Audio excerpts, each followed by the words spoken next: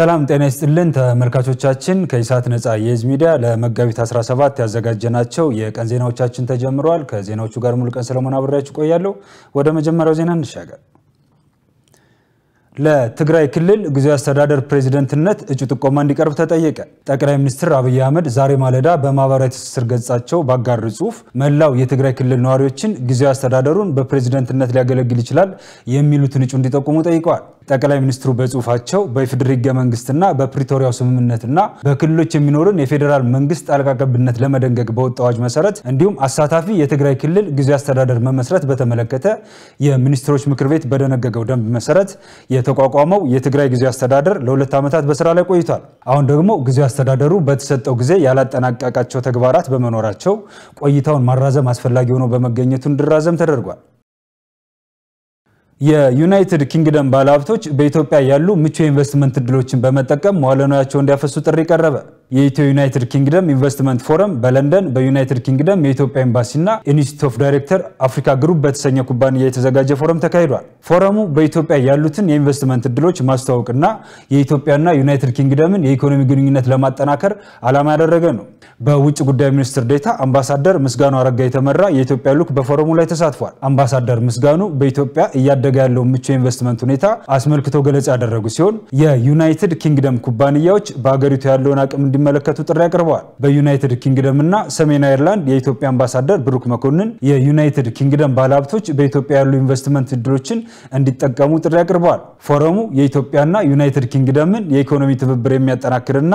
በኢንቨስትመንትና በተለያዩ መስኮች ያለውን ትብብር የሚያጎለብት መሆኑን የውጭ ጉዳይ ሚኒስትር መረጃ ያመለክታል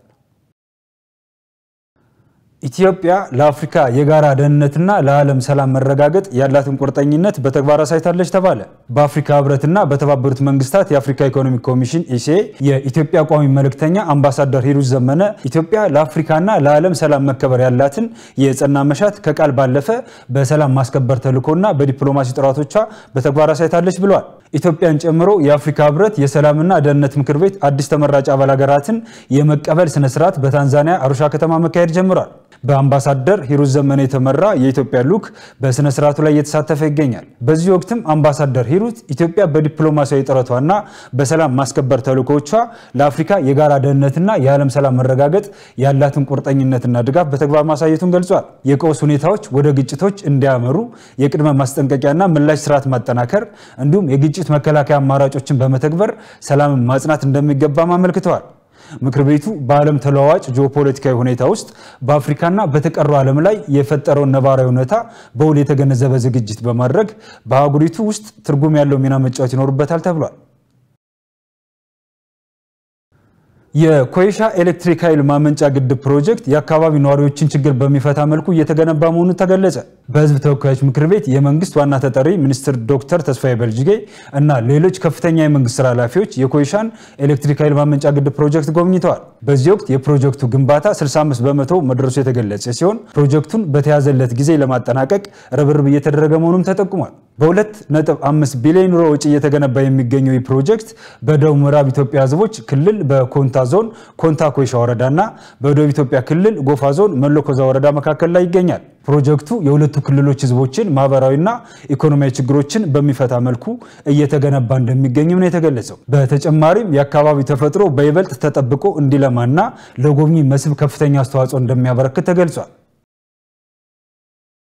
በኢትዮጵያ አዳዲስ የዲጂታል ፋይናንስ አገልግሎት ለማስጀመርና የትብብር ዕድል ለመፈተሽ የሚያስችሉ ውይይት ተካሄደ የኢትዮ ቴሌኮም ዋና ስራ አስፈጻሚ ፍሬሕይወት ታምሩና የማስተርካርድ አፍሪካ ፕሬዝዳንት ማርክ ኤሊዮት በኢትዮጵያ አዳዲስ የዲጂታል ፋይናንስ አገልግሎቶችን ለማስጀመርና የትብብር ዕድሎችን ለመፈተሽ በሚያስችል ጉዳዮች ላይ ተወያይተዋል ተቋማቱ የመከሩበት የትብብር ማዕቀፍ የቴሌብርና የማስተርካርድን ፕላትፎርሞች በመጠቀም የዲጂታል ፋይናንስ ሶሉሽን ለማሳደግ የፋይናንስ ተደራሽነትን በከፍተኛ ሁኔታ ለማስፋትና ዘላቂ እድገት ለማበረታታት ያለ መሆኑን ተገልጿል የኢትዮ ቴሌኮም ዋና ስራ አስፈጻሚ ፍሬሕይወት ታምሩ ተቋማቸው በአፍሪካ ትልቅ የደንበኞች ቁጥርና ግዙፍ መሰረተ ልማት ያለው በመሆኑ ይህም አዳዲስ እድሎችን ለመክፈት አስቻይ ሁኔታ እንደፈጠረለት ተናግረዋል የማስተርካርድ አፍሪካ ፕሬዝዳንት ማርክ ኤሊዮት በበኩላቸው የኢትዮ ቴሌኮም ፈጣን የደንበኞች ቁጥር እድገት እና የግዙፍ መሰረተ ልማት አቅም ለአጋርነት ተመራጭ እንደሚያደርጉ አስረድተዋል ይህ ትብብር ለኩባንያዎችም መልካም አጋጣሚ የፈጠረለት መሆኑንና ለተግባራዊነቱ ቁርጠኛ መሆናቸው መሆናቸውን አረጋግጠዋል። ይህ ስትራቴጂካዊ ትብብር ኢትዮጵያን በዓለም የዲጂታል ኢኮኖሚ ውስጥ ያላትን ተወዳዳሪነት በከፍተኛ ደረጃ እንደሚያሳድግም በመረጃው ተጠቁሟል። ተመልካቾቻችን ከኢሳት ነፃ የህዝብ ሚዲያ የሚተላለፉላችሁ የቀን ዜናዎቻችን እንደቀጠሉ ናቸው። ወደ ዜናዎቻችን እንሻገር። የሱዳን ጦር ተቀናቃኙን የፈጥኖ ደራሽ ኃይል በማሸነፍ በመዲናዋ ካርቱም ቁልፍ ቦታዎች እንደገና መቆጣጠሩ ተገለጸ። የፈጥኖ ደራሽ ኃይሉ በተባበሩት መንግስታት ድርጅት እውቅና የተሰጠውን የሱዳን ጦር ከፕሬዝዳንታዊ ቤተ መንግስቱ አስወጥቶ መቆየቱ ይታወቃል። ጦሩ ከሁለት ዓመት ጦርነት በኋላ በካርቱም ማዕከል የሚገኘውን ፕሬዝዳንታዊ ቤተ መንግስት መልሶ ተቆጣጥሯል። በደም አፋሳሹ ጦርነት በ10 ሺዎች የሚቆጠር ህይወት ከመቅጠፍ በተጨማሪ በሚሊዮኖች የሚቆጠሩ ነዋሪዎች ከቤት ንብረታቸው እንዲፈናቀሉ ተገደዋል። በሀገሪቱ በርካቶች በረሃብና በቸነፈር መገረፋቸውን ተከትሎ የተባበሩት መንግስታት ድርጅት የዓለማችን የከፋ ሰብአዊ ቀውስ እንደሆነ ፈርጆታል። የሱዳን ጦርነት በድርድር ካልቆመ በቀጣይ ከፍተኛ ጉዳት ሊደርስ እንደሚችል እየተገለጸ ይገኛል።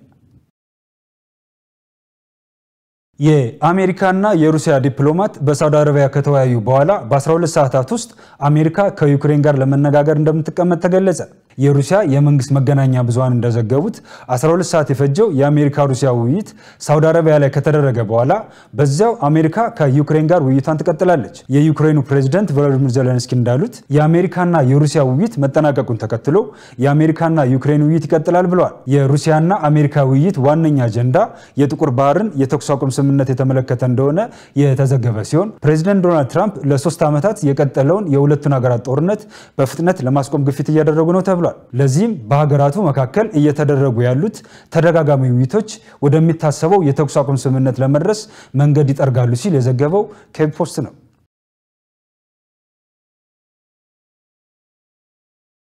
ተመልካቾቻችን ከኢሳት ነፃ የህዝብ ሚዲያ ለመጋቢት 17 ያዘጋጀናቸው የቀን ዜናዎቻችን የተከታተላችሁን ይመስሉ ነበር። ከዜናዎቹ ጋር ሙሉቀን ሰለሞን አብራችሁ ቆየው። መልካም ጊዜ ይሁንላችሁ።